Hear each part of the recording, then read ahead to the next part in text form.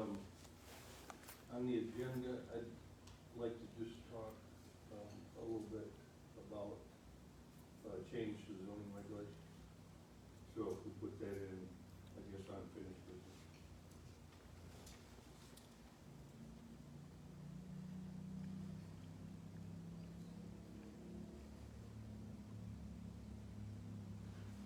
Would that change it?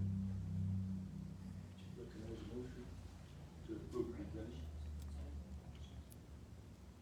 I move to approve the agenda with the addition of Richard's request of add to unfinished business. Second?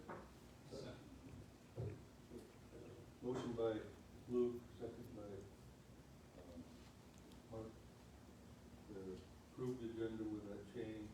All in favor? Aye. Opposed? Motion carries.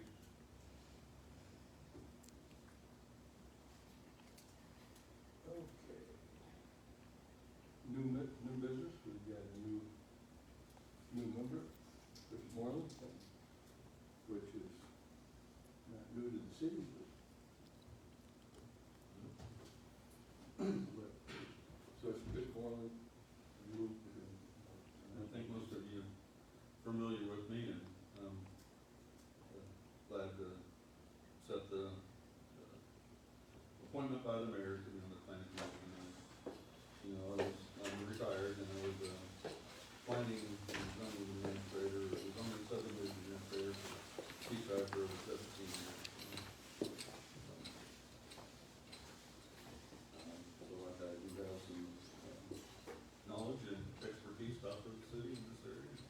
Glad to serve and do what I can. thank you, Chris. Move on to the approval of minutes from January 9th. There's only one thing I saw on the last page, just a wording change. The first paragraph said Mark Bradbury states he likes what he sees there may and might. There's just too many words in there. So I think it's a may or you. There may be a couple options to strike the might. Anybody else have anything?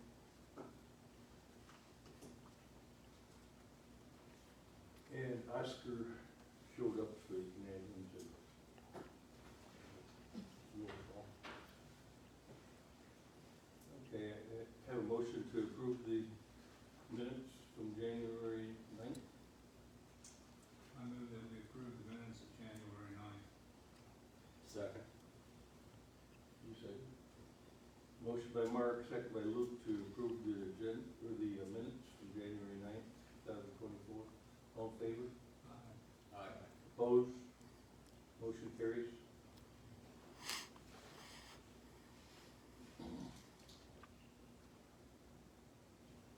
You're here for the, what did you say? They've got to speak up, I'm used to not saying anything later. Nobody's here for the public forum, so, is that correct? So, go ahead and close the public forum. Public hearing,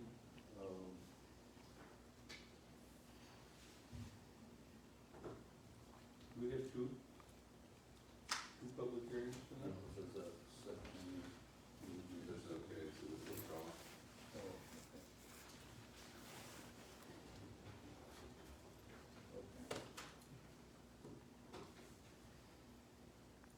Okay, so we have the Board of Zoning Appeals, BZA-V-2023-03 that we need to reconvene our meeting from January.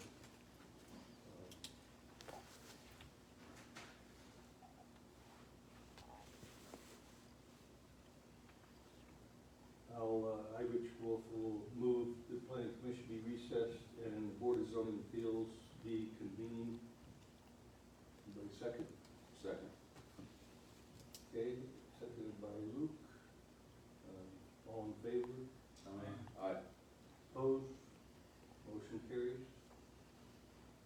Now call agenda item 6A, public hearing for case BZA-V-2023-03, request for variance to reduce the rear yard setback and required space between the accessory structure and the principal structure as stated in zoning regulations 5, dot 7, dot B, dot 2, and 5, 7, and B in the R1 zoning district. Does any member wish to abstain from voting on it? Let the record show there are no abstentions. We have a quorum of 5. Does anybody wish to, did anybody have any ex parte communication? Okay. Let the record show no ex parte communications have been reported.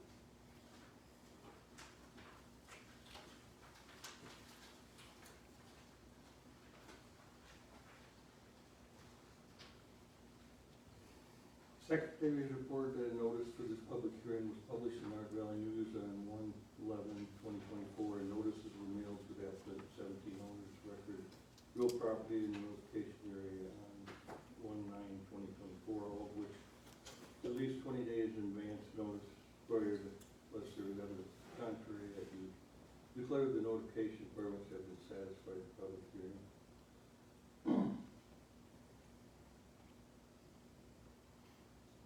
As first item of business, I'd like to ask Dustin to kind of tell us what's happened since the last meeting.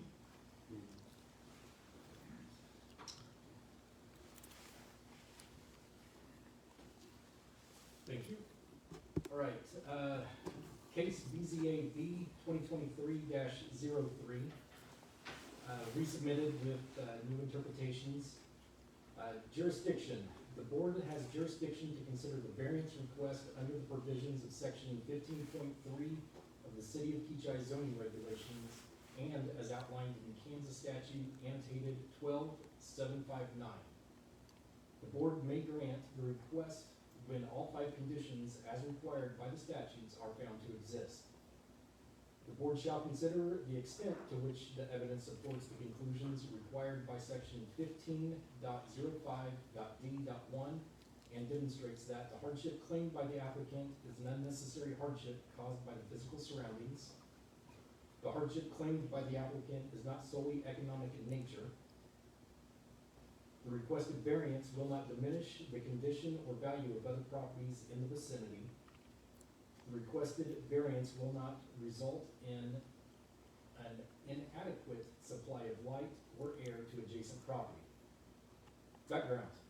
The applicants are requesting a variance to reduce the north rear yard setback from 10 feet to 3 feet and reduce the required space from 10 feet between an accessory structure and principal structure to 7 feet for the construction of a storage shed or structure on property zoned R1 single-family residential district. The subject property is generally located north of 61st Street and west of Sioux, or 212 North Comanche Drive. The property is currently developed and used as a single-family residence. In 1977, the property was platted and the residence was built. The applicants have lived on the property since 1996. A zoning building permit was not issued prior to the start of construction, and the city was notified of the shed project after it was underway. Section 5.7.B.2 of the zoning regulations requires accessory structures to have a minimum yard setback of 10 feet. As constructed, the shed is 12 by 20 or 240 square feet and projects approximately 7 feet into the rear yard setback. Section 5.7B.3 of the zoning regulations require minimum spacing of 10 feet between accessory structures and principal structures. As constructed, the shed does not meet this requirement as it is approximately 7 feet away from the principal structure. The BZA is authorized to grant a variance for the applicable minimum yard setback in accordance with the standards outlined in section 15.05 D of the zoning regulations. Approval of this variance request would bring the structure into compliance with the provision of with this provision of the regulations. The properties to the north, south, east, and west are all developed and used as single-family residential homes. The property was platted as Lot 23, Block 3, North View Addition in September 1977. Again, adjacent zoning and land use is all R1 single-family residence. The request for a variance must arise from a condition which is unique to the property in question. It is not ordinarily found in the same zone or district and is not created by an action or actions of the property owner or applicant. The shape of the lot and unique size and placement of the primary residence creates the need for a variance. The granting of a variance shall not adversely affect the rights of adjacent property owners or residents.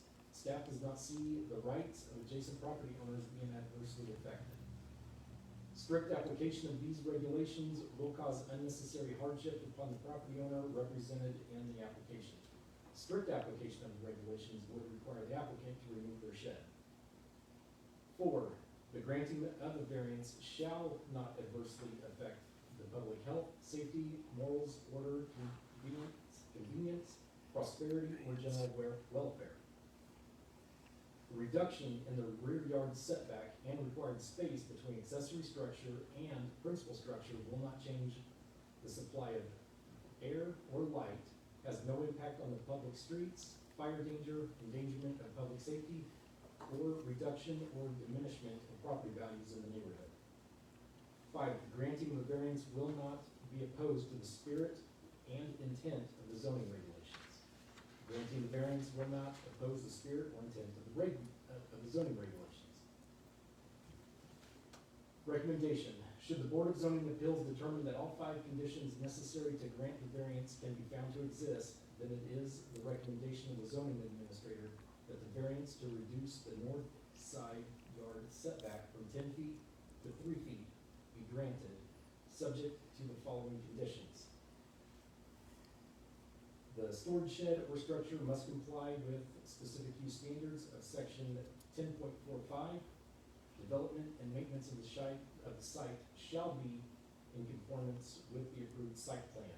No hazardous waste or materials shall be stored in the storage shed or structure in excess of standard household use. Attachments: we have an aerial map. This is the property here, 212 North Comanche Drive. Again, zoning map, R1, showing all surrounding properties as R1 single-family residence. Future development plan map from Kechi's 2040 comprehensive plan, shows the approximate location of the residence here. Site plan, this red square represents the shed itself. And take note that it is outside the easement, and there is no easement in the north yard setback. Site photos, got subject of, west of subject property, goodness, east of subject property, subject property facing north, and south of subject property.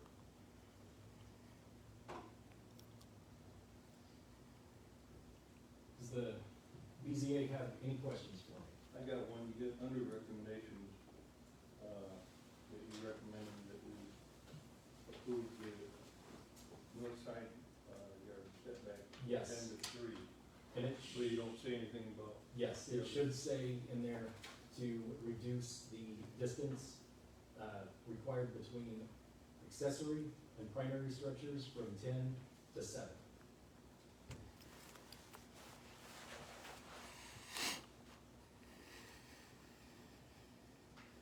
and could you tell us a little bit about what you, because when we had the last meeting, you said that we were allowed to, as a Board of Zoning Appeals, we were allowed to do this,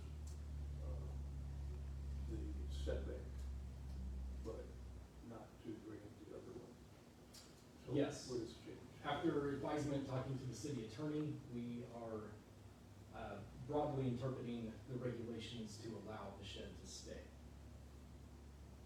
And that is the approach that the city is taking right now.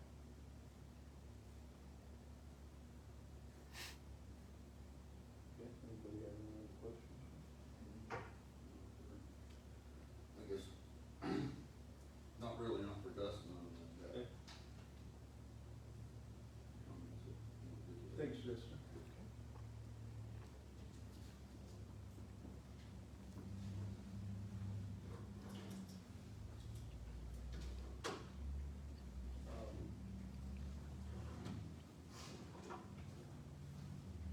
Like to invite the property owner to come to the microphone. Do you have anything to add from last time? Any questions for property owner? Oh, I thought you had a question. Good. No. No, I guess, just on the, and maybe it's for Dustin too, as well, but when we're talking to the, sorry, I'll get used to this too. On the first criteria, granting the variance must arise from a condition which is unique to the property in question, is not ordinarily found in the same zoning district, and is not created by an action or actions of the property owner or applicant. So, I think, for me, you know, looking at the map, I mean, the lot size or shape really isn't that unique to me. I mean, the lots, the 9 lots north of you, or 8 lots north of you, pretty much the same size. What I do think is kind of unique is that your corner lot, because it is a corner lot, you have a 15-foot setback on your south side. So that kind of is what forced, when they built your house, I think that's why they faced it to the south instead of facing it to the east, like all those others. So I do think that is, I am, I guess, struggling a little bit with how it's not created by an action or actions of the owner or applicant. And I don't know, as we've said in other things, not all of these things have to be applied the same amount, type of thing. So, and I wasn't here, I feel a little bit behind because I wasn't here for that first hearing, type of thing, but, and then the last one, on the creating of the variance will not be opposed to the general spirit and intent of the regs. I think it, you know, it's back in the very beginning of the zoning regs, and I read them, and I don't know if I need to read them out loud, but I don't think it is. I don't think that it would grant, I mean, there is one that the purpose of these regulations, is to regulate the size, bulk, intensity, and location of structures on properties within each zoning district, but before that is promote health, safety, implement the vision and goals of the comprehensive plan, preserve, protect, and enhance property values. So, and kind of like on the other ones, that it's not gonna affect, you know, the air supply or light or anything, so as, I guess I don't know if you guys have any input on that about it's not, the request for your variance not caused by your actions. What Chris is missing, the last time, is you kind of discussed how, you guys were talking between you, Dustin, and, the Public Works, Thomas, and there was talk going on, and there was misunderstanding, something like that. Can you add anything to that? Yeah, there was talk, misinterpretation on my part, or misunderstanding when I first met with, Mr. Overton here, that attaching the shed to the house would make it one structure, and it would eliminate the need for it to be 10 feet back. Thought a breezeway would work, but the shed does not meet the standard building regulations for a primary structure. So it would have to come down that way and be rebuilt from the ground up building code. Different variations on how to get the breezeway going, but it all came down to the shed itself does not meet the building code as a primary residence, therefore it can't be attached. Because then the whole house would be would be in violation of code and everything else. So, So part of this is not their fault. Part of this is, they were talking to some, I mean, they started this thing before they were coming to the city. yes, But there was talk during the project. And yes, yeah, we were in constant communication with each other. All right, thanks, that does help clear that up for me, and I don't, I'm just trying to catch up, it doesn't, give me any, great consternation or anything, mainly because as, Dustin said, there is no easement on the north side of the property to reduce that to 3 feet. I don't think, anybody's gonna be impacted by your shed being 70 feet closer to your fence or whatever. And closer to the house, that's, only person being impacted is both of you. So, I can see it, in ways, like I said, I think I needed some more background stuff to get there, but. And so at the end of the meeting, we, since, what they asked for the first time, or what Dustin asked for was just approval of that one thing, and we said, well, we don't agree with the other, then they're gonna have to tear it down anyway. Right. And so we asked him to go back and talk to the attorney, if there's some way, that it could be approved. Or, and also, the other thing I wanted to ask is, it was brought up whether that was a regulation for fire safety. You said there was no fire problem, did you talk to the? I did not. I did not. And my understanding that it's when, a distance needed to be set somewhere in the regulations between accessory and primary structure, and they just went with 10 feet. Okay, and like you said, that if it was a breezeway and the building was part of the residence, then, I mean, I don't see how fire could be a problem with this and not be a problem with the breezeway. Yeah, I'm not sure. I mean, I think the distance to the hydrant's the only question, and they're gonna throw water on whatever's burning, so, Big fencing bigger. I'm sorry. Big fencing bigger. So going through, did you collect any of those, just to add a little bit like what Chris was talking about on these 5 criteria? We'll go through this. So, on the first one, so it must arise from the condition which is unique to the property in question, shape of the lot, unique size, placement of primary residence creates a need for variance. I guess the second part of the variance, so, was maybe caused by miscommunication between the city and the applicant. One could look at it that way. Yeah. So maybe add that to the analysis for the first criteria. Second one, granting a variance shall not adversely affect the rights of the property owner. I agree with that. Everybody agree with that? Strict application of these regulations will cause unnecessary hardship. I would say it would. Anybody have anything to add to that? Well, and that's kind of where I was, I'm going back, like I said, it was a strict application of these written regulations, and with what Dustin has informed us of, that there was some communication going on there, and with discussions with the city attorney, that it's more of a, we're looking at this as more of a general spirit than a strict letter. Okay.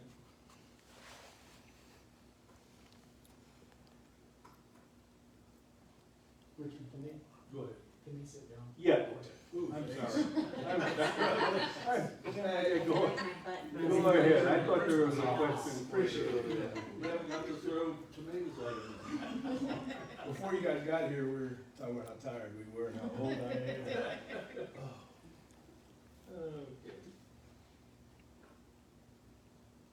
And under, five,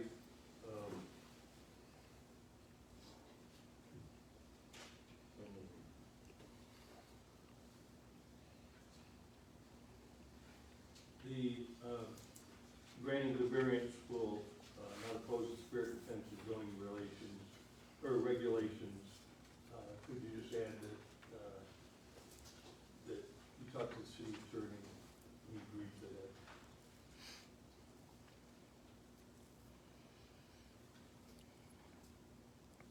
Yep. Hearing that, if anybody, does anybody have any other questions? Then I'd entertain a motion, and make sure you add the, second part of that into the motion. Maybe before that, Okay. a question for Dustin, too, and maybe the city administrator as well. I know at this, I noticed in there it said that there was no zoning or building permit pulled, and this storage structure would be large enough for a building permit too, correct? Yes. So, I know it's kind of a moot point at this, they're not, the structure's there, there's no inspections that need to be done, which is the main, but I don't know if there's any desire for the city to have a recording. There is a permit that has been pulled. Okay, Yes. Thank you. And assigned to it. It's just at the time of finding out, there was not. okay, thank you. Okay, thank you. Chris, any, hearing nothing else, do we have a motion?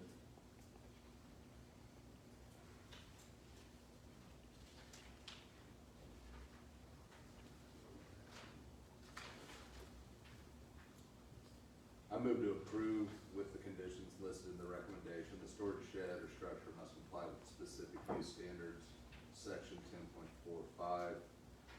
Development, maintenance of the site shall be in conformance with the approved site plan, and no hazardous waste or materials shall be stored in a storage shed or structure in excess of standard household use. Okay, and that's a motion to, approve variance to reduce the north side yard setback from 10 to 3, and, reduce distance, from the shed to the house from 10 to 7. Yeah. Second? Okay, motion by Luke, second by Chris to approve the variance. All in favor? Aye. Opposed? Motion carries. Thank you. Thank you. Thanks. Can I ask a question while we're here? Yeah. Just because Chris knows all this zoning stuff, I don't mean to take any more of your time, but I think we had talked to you about moving fences and that. When you brought up a picture, it showed where the house was, but where her actually property line was and all that stuff, you know, like the side over here. The west side? Yeah, Yeah. so, and then also on the East side. east side, But we want to move our backyard fence out in order to put in a above-ground pool. because somebody was here before, I can't remember who it was, sent me an email, over the top, and it said that, top view, and it said her property line was 134 feet, but the fence that's there now is only 88 feet. So I thought, can you move that fence? The fence can go out to the property line. Okay, so, and I called, and nobody knew what the property line was, nobody knew how to tell me at the time, and You should sent have it to somebody else. If you can't find. Are they the fence- rebar, are they wood, are they, It should be metal. Plastic? I mean, no, back in the Got like day, little pieces of rebar, that's what I would kind assume. of out towards the curb. So get a metal detector and try to find them, there's nobody that can say, hey. We I can't. know the sidewalk goes through there, and I know there's, usually on job sites, we've been on it, and I talked with Joni too, and some inspectors, I know, like, there was a sidewalk that could go through there, and I'm assuming you guys are gonna go back and put a sidewalk through, right? You'd have to go back from whatever the road set back, or like the road right away, like if it's 30 feet or, I don't know, what would it be? Well, our meter is on that side of the. But that's backyard where- as well, well, that's so what I'm just I can't saying, go that until we dump it. The, any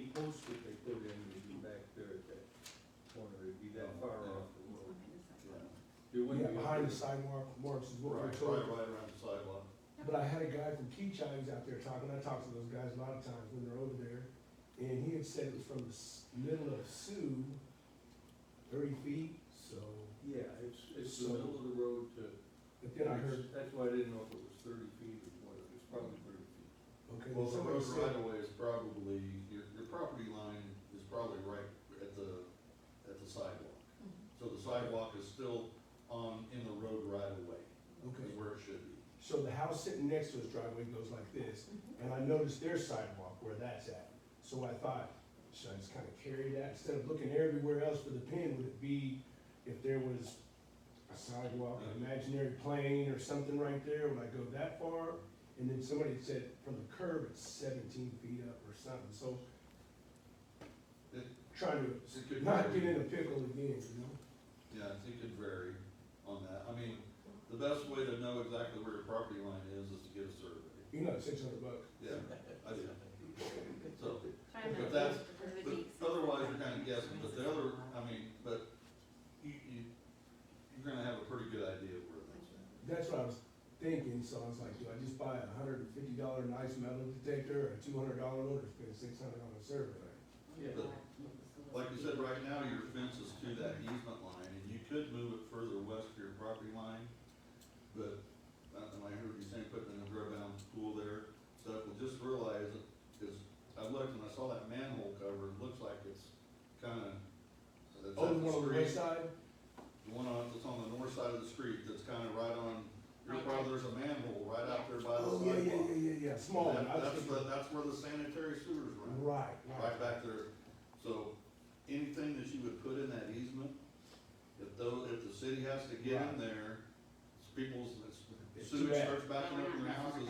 And I wouldn't go, If there's something that's there, they're gonna move it out. yeah, I'm of not the gonna way. go west, I'm gonna go east, I'm not gonna go as far as where it would interrupt any of that, you know, maybe another 15 feet or so.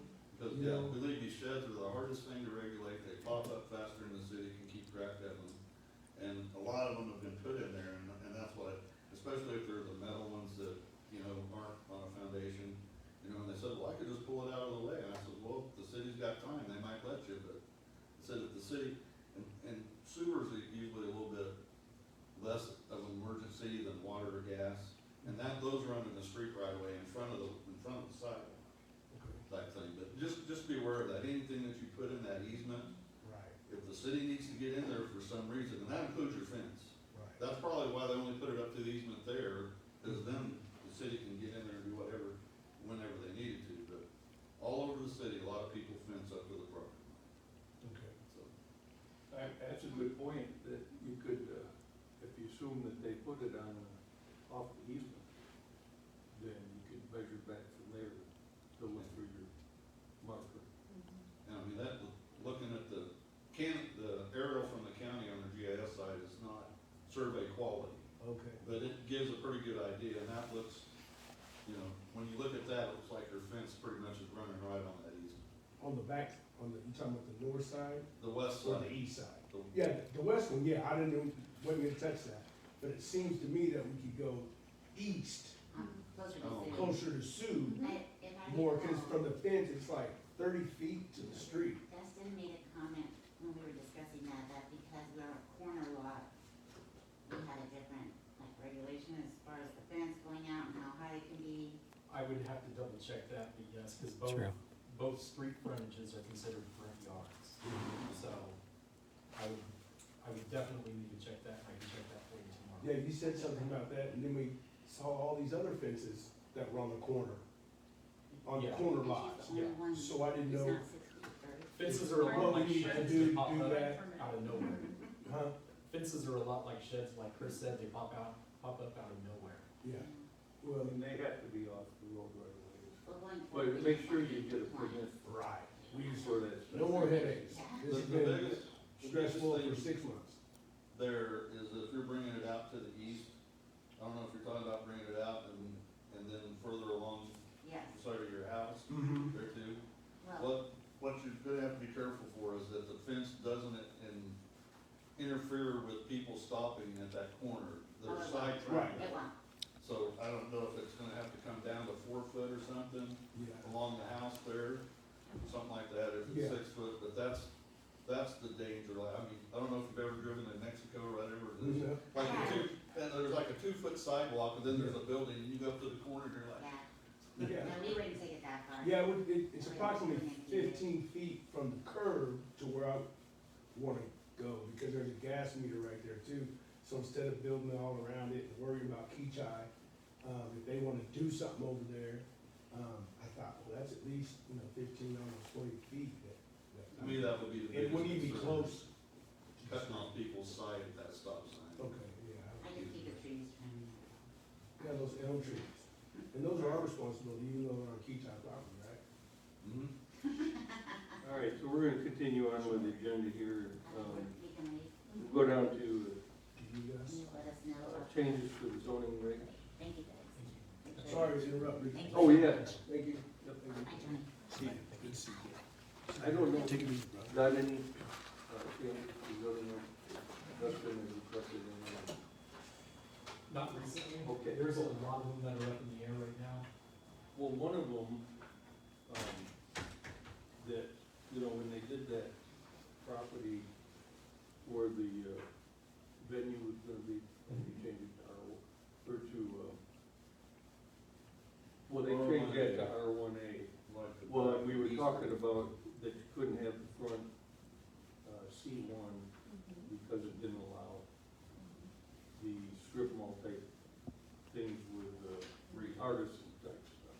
And I think that needs to be changed, so, because the intent, for C1 is exactly that.